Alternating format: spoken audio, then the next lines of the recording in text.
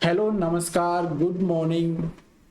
आज हम पाचन तंत्र से संबंधित महत्वपूर्ण क्वेश्चन डिस्कस करेंगे जिनकी संख्या 100 होगी।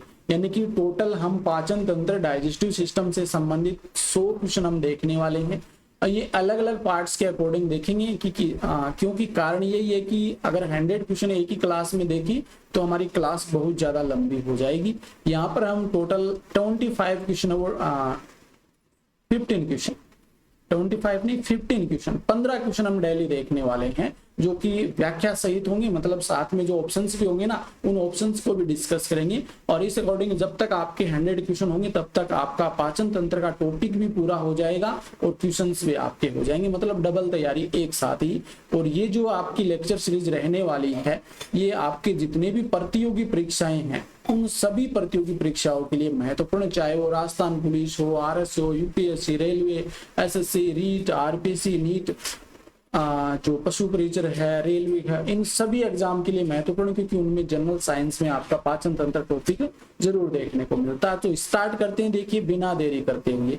पहला क्वेश्चन है कि लार में कौन सा एंजाइम पाया जाता है। वो लार में कौन सा एंजाइम पाया जाता है? ऑप्शन फर्स्ट है टाइलिन, सेकंड है लाइसोजाइम, थर्ड है दोनों और फोर्थ है इनमें से कोई नहीं। देखिए हमारी बॉडी की हम बात करें तो इसमें आपको 3 जोड़ी लार ग्रंथियां देखने को मिलती है। 3 जोड़ी लार ग्रंथियां। एक आपकी हो जाएगी पैरोटिड ग्लैंड, पैरोटिड ग्लैंड हो जाएगी, पैरोटिड ग्रंथि। और दूसरी आपकी हो जाएगी अधोजंब ग्रंथि, अधोजंब ग्रंथि। और एक आपकी अधोजीव्या ग्रंथि हो जाएगी, अधोजीव्या ग्रंथि। ये पैरोटिड ग्लैंड जो होती है, ये कर्णपूर्व ग्रंथि भी कहते हैं, हमारे कान के पीछे की ओर पाई जाती है। अधोजीव्या ग्रंथि जो आपका जबड़ा होता है ना, उस जबड़े के अंदर देखने को मिलती है। और अधोजीव्या ग्रंथि होती है जिसे हम सब लिंगुअल ग्लैंड कहते हैं, ये हमारी जीभ के पीछे वाली साइड में देखने को मिलती है।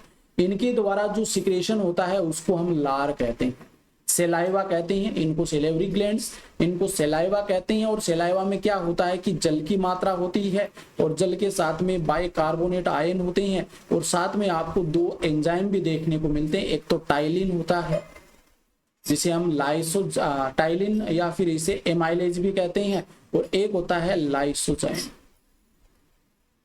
लाइसोजाइम कहते हैं। और ये जो लार सीक्रेट कहाँ होती है, तो ये आपकी मुख गुहा में स्रावित होती है, ये भी याद रख लेना।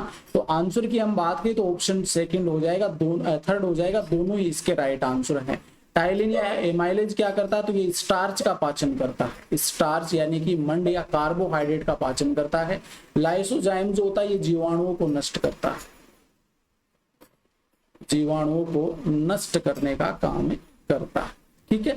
और एक चीज और क्वेश्चन यहाँ पर बन जाता है कि ये मुख गुहा में स्रावित होता है, तो स्टार्च का या कार्बोहाइड्रेट का पाचन कहाँ से शुरू होता है?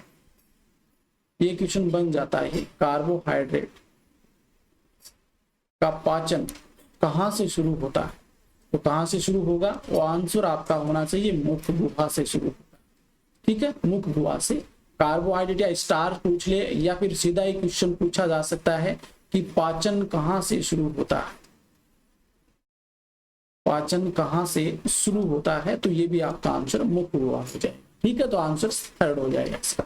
नेक्स्ट क्वेश्चन हम देखते हैं कि इनमें से मुख में कौन से पदार्थ का पाचन होता है। अभी मैंने बता दिया कि मुख के अंदर कौन से पदार्थ का पाचन होता है, तो कार्बोहाइड्रेट का होता है। ऑप्शन बी आपका राइट हो जाएगा, सेकंड ऑप्शन राइट हो जाएगा। इसमें होता क्या है कि जो आपकी माल्टोज शर्करा होती है, सॉरी स्टार्च जो होता है,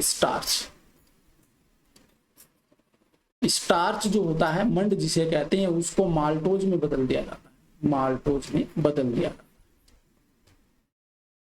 अब बात करते हैं हम क्वेश्चन नंबर 3 की। स्टार्च को माल्टोज में परिवर्तित करने का कार्य कौन सा एंजाइम करता है? देखिए एक एक लाइन से क्वेश्चन मैंने बनाए हैं, मतलब पूरा का पूरा टॉपिक आपका कवर हो जाएगा। स्टार्च को माल्टोज में परिवर्तित करने वाला कौन सा एंजाइम होता है? लाइसोजाइम, टाइलिन, रेनिन या पेप्सिन। तो यहाँ पर आंसर आपका सेकंड हो जाएगा, टाइलिन या एमाइलेज होता है, एमाइलेज भी कहते हैं इसे। ये क्या करता है? माल्टोज को, स्टार्च को माल्टोज में परिवर्तित करता है। मतलब स्टार्च एक लंबी श्रृंखला होती है, माल्टोज 2 ग्लूकोज के अणुओं की श्रृंखला होती है। ठीक है, तो ये बहुत सारे माल्टोज का फॉर्मेशन कर लेता है। रेनिन जो होता है ये दूध का पाचन करने वाला एंजाइम होता है। कहां पर पाया जाता है? तो आमाशय में होता है, ये आमाशय में पाया जाता है, ठीक है ना, आमाशय, स्टोमक में। और पेप्सिन भी आपको आमाशय में ही देखने को मिलता है, आमाशय में। काम क्या करता है? ये प्रोटीन का पाचन करता है, प्रोटीन का पाचन करता है, ठीक है, प्रोटीन का पाचन करता है। क्वेश्चन नंबर 4 की हम बात करते हैं, कड़वे की जानकारी। कड़वे की जानकारी है वो जीव के किस भाग से प्राप्त होती है? कड़वे की, जब हम खाना खाते हैं तो हमें कैसे पता चलता है कि वो कड़वा है या मीठा है या नमकीन है? तो आपका जो जीभ का हम पार्ट देखिए, जीभ के देखिए पीछे वाला जो पार्ट होता है ये हमेशा कड़वे स्वाद का अनुभव करवाता है। कड़वे का मतलब इसका आंसर तो आपका पीछे वाला पश्च भाग हो जाएगा। पश्च जो पार्श्व भाग होता है ये आपके खट्टे स्वाद को अनुभव करवाता है, खट्टे स्वाद का, ठीक है। पीछे का जो पार्श्व भाग होता है, साइड का भाग, ये आपको खट्टे स्वाद का अनुभव करवाता है। और आगे वाला जो भाग होता है ये मीठे स्वाद का अनुभव करवाता है, सबसे आगे का भाग। और ये आगे का जो पश्च भाग होता है ये क्या करता है? नमकीन स्वाद का अनुभव करवाता। तो जीभ के ये अलग अलग पार्ट होते हैं। आगे वाला जो पार्ट होता है ये मीठे स्वाद का अनुभव करवाता है, और अग्र पश्च भाग जो होता है ये आपको नमकीन स्वाद का अनुभव करवाता है। सबसे पीछे का भाग होता है ये आपको कड़वे स्वाद का अनुभव करवाता है, और पश्च पार्श्व भाग जो होता है ये खट्टे स्वाद का अनुभव करवाता है। 5th नंबर का क्वेश्चन है कि एक वयस्क व्यक्ति का दंत सूत्र होता है। एक वयस्क व्यक्ति के दंत सूत्र की बात करें तो क्या होगा? देखिए इनमें जो दांतों की हम बात करें तो पहले आपके इंसाइजर, केनाइंस, प्रीमोलर्स और मोलर्स, ये 4 प्रकार के दांत होते हैं, ठीक है, दोनों जबड़ों में ही। और सूत्र लिखेंगे तो इस प्रकार से ही हम लिखते हैं और फिर इनको 2 से मल्टीप्लाई कर देते हैं और टोटल दांतों की संख्या आ जाती है। दांत जो होते हैं इसमें द्विबार दंती कह देते हैं क्योंकि 2 बार दांत आते हैं। विषम दंती होते हैं हेट्रोडोंट, और थीकोडोंट होते हैं गरत दंती होते हैं। जो आपकी हड्डी होती है उस हड्डी में धसे हुए पाए जाते हैं। दूध के दांतों की संख्या पूछे तो 20 हो जाएगी, उसमें आपके प्रीमोलर्स नहीं पाए जाते हैं। और इसके अलावा हम बात करें तो मोलर्स होते हैं, उनके 2 दांत एब्सेंट होते हैं, ठीक है ना। तो ये आपके 20 दांत होते हैं दूध के दांत। और द्विबार दंती होते हैं यानी कि 2 बार आते हैं, लेकिन प्रीमोलर्स केवल 1 बार आते हैं, ये भी ध्यान में रखिएगा। तो सूत्र फॉर्मूला क्या हो जाएगा? देखिए ये आपके इंसाइजर है। जब हम बात करें आपके जबड़े की हम बात करें तो इस जबड़े को हमें आधा आधा बांटना है। ये वाला नीचे लिखते हैं, ये वाला ऊपर लिखते हैं। तो इसमें हम बात करें तो आपके 2 तो इंसाइजर हो जाएंगी, 1 आपका केनाइन हो जाएगा, ठीक है, 2 प्रीमोलर्स हो जाएंगी, 2 प्रीमोलर्स हो जाएंगी और 3 आपके मोलर्स हो जाएंगे। इसी प्रकार से 2, 1, 2, ये 3। अब इसको हम डबल से मल्टीप्लाई कर देंगे, 2 और 1 3, 2 5 6 7 8, 8 दूनी 16, मतलब एक जबड़े में 16 हो जाएगी और दोनों में ऊपर और नीचे के दोनों की मिलाएंगे तो ये टोटल 32 हो जाएगी, ठीक है। 8 8 16 ये हुए ना, 16 को हम मल्टीप्लाई करेंगे, आपको भाग नहीं देना, जोड़ना है, इनको 32 हो जाएंगे। तो फॉर्मूला हो जाएगा ऑप्शन सेकंड हो जाएगा, ये फॉर्मूला हो जाएगा।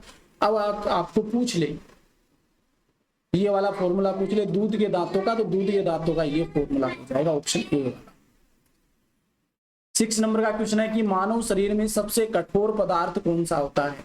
मानव शरीर में सबसे कठोर पदार्थ कौन सा होता है? देखिए आपने दांत की स्ट्रक्चर देखी होती, जो व्हाइट कलर का पार्ट पाया जाता है ना दांत के ऊपर, वो सबसे कठोर होता है, सबसे हार्डेस्ट पार्ट होता है मानव शरीर का। जब दांत की संरचना देखते हैं तो हमें इस प्रकार की स्ट्रक्चर वो देखने को मिलती है।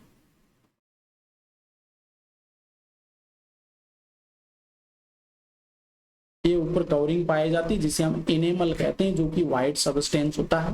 दांत का जो मुख्य भाग होता है वो आपका बना होता है डेंटाइन से, डेंटाइन से निर्मित होता है दांत का मुख्य भाग, ठीक है।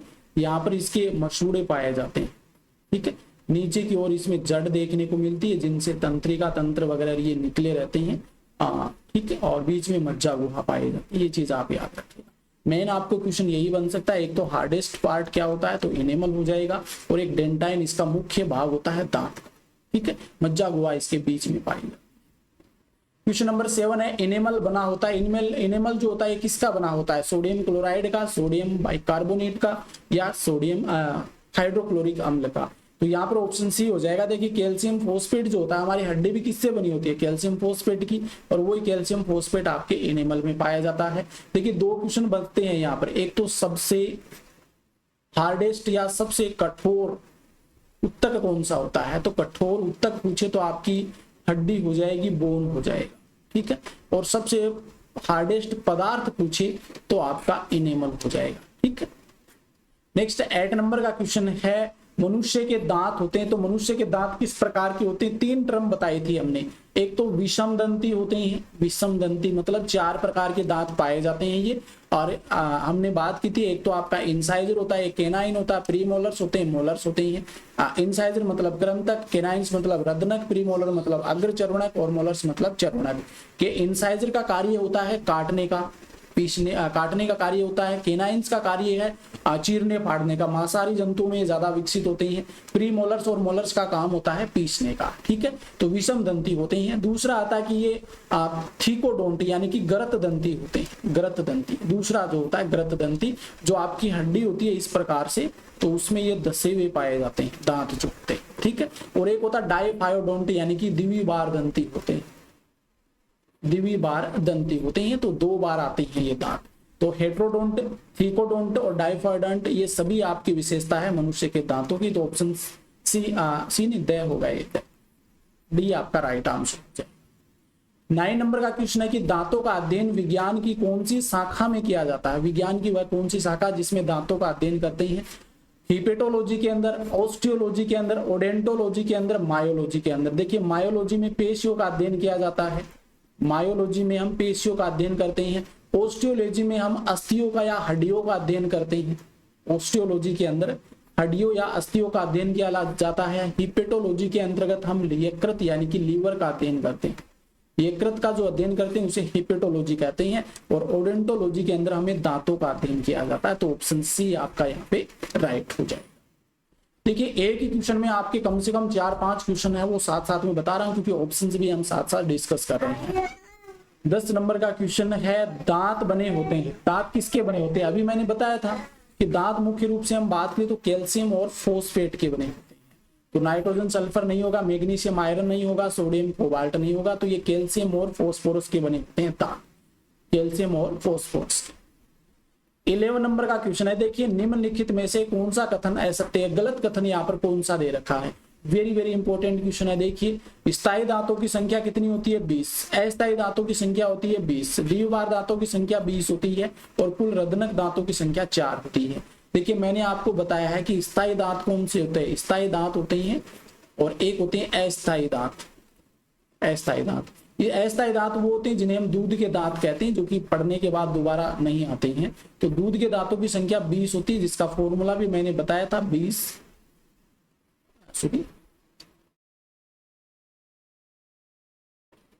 2102 और 2102। ये फॉर्मूला बताया था मैंने दूध के दांतों का, जबकि स्थायी दांतों का फॉर्मूला बताया था 2123 और 2123। ये याद रखिएगा, ठीक है। ये फॉर्मूला होता है। तो स्थायी दांतों की संख्या 20 होती है, ये गलत हो जाएगा, 32 होती है स्थायी दांतों की संख्या। अस्थायी दांतों की संख्या की हम बात करें तो 20 होती है, अस्थायी ये आपका सही हो जाएगा। असत्य कथन देखना था हमें, तो पहला ही गलत हो गया ना। फिर बात करते हैं द्विबार दंती दांतों की संख्या कितनी होती है, तो द्विबार दंती दांतों की संख्या 20 होती है। द्विबार दंती जो आते हैं 20 होती है। और कुल रदनक दांतों की संख्या की हम बात करें तो ये 4 होती है। रदनक केनाइन्स टोटल 4 होती हैं। तो ऑप्शन आपका फर्स्ट जो ये तो सही लगा दिया ना मैंने टिक, गलत की टिक लगाना तो गलत आपका ऑप्शन फर्स्ट हो जाएगा। स्थायी दांतों की संख्या 32 होती है, जबकि अस्थायी 20 होते हैं। द्विबार दंती 20, द्विबार दंती। देखिए यहाँ पर जो इंसाइजर होते हैं ये द्विबार दंती होते हैं। केनाइन्स होते हैं द्विबार दंती। प्री मोलर्स एक बार दंती होते हैं और मोलर्स के 2 दांत होते हैं, वो द्विबार दंती होते हैं। 2 2 4 8 ये हो गए आपके। केनाइन्स की हम बात करें तो 4 ये और 2 2 4 8 ये हो गए। 8 4 12 8 20 होते हैं द्विबार, ठीक है। ऑप्शन 1 आपका यहाँ पे गलत दे रखा है। 12 नंबर का क्वेश्चन है कि हाथी में कौन सा दांत है वो गजदंत के रूप में बाहर निकला रहता है। हाथी में आपने देखा होगा बाहर की ओर जो व्हाइट कलर में जो दांत निकले रहते हैं उनको हम क्या कहते हैं, किस प्रकार के दांत होते हैं ये। ऊपरी जबड़े के केनाइन्स, निचले जबड़े के इंसाइजर्स और ऊपरी जबड़े के इंसाइजर्स। देखिए इसकी हम बात करें तो आपके ऊपरी जबड़े के इंसाइजर्स हो जाएंगे। ये ऊपरी जबड़े के इंसाइजर्स जो होते हैं वो बाहर निकले रहते हैं। 30 नंबर का क्वेश्चन है कि मिलान करना। इंसाइजर यानी कि कृंतक का कार्य क्या होता है? चीरने फाड़ने का। केनाइंस यानी रत्नक का कार्य होता है भोजन को काटने का। प्री मोलर्स है इनको भोजन को चबाने का, और मोलर्स का भोजन को चबाने का कार्य होता है। तो यहाँ पर देखिए आपका ये वाला भी सही है, ये वाला भी सही है। इंसाइजर जो होते हैं ये चीरने फाड़ने का काम नहीं करते, ये तो आपके काटने का काम करते हैं, काटने का, ठीक है ना। और केनाइंस होते हैं ये चीरने फाड़ने का काम करते हैं, चीरने फाड़ने का। यहाँ पर कूट नहीं दे रखा है लेकिन फिर भी आपको बता देता हूँ, कूट के अकॉर्डिंग आंसर था लेकिन यहाँ पे नहीं दिया, लेकिन ये मिलान कर लेना और अच्छे से यही आंसर होता है। 40 नंबर का क्वेश्चन है कि मनुष्य की मुख गुहा में कितनी जोड़ी लार ग्रंथियां पाई जाती है?